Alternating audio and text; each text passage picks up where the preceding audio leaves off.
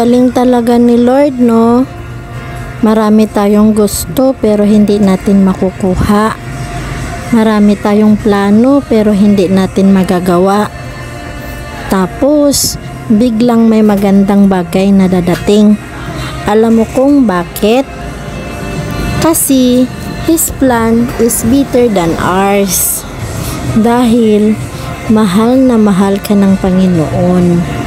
Lagi siyang nandyan para sa'yo. Hindi ka niya iiwan kahit anong mangyari sa buhay mo. Lagi mong tatandaan, ang Panginoon nandyan sa puso mo lagi.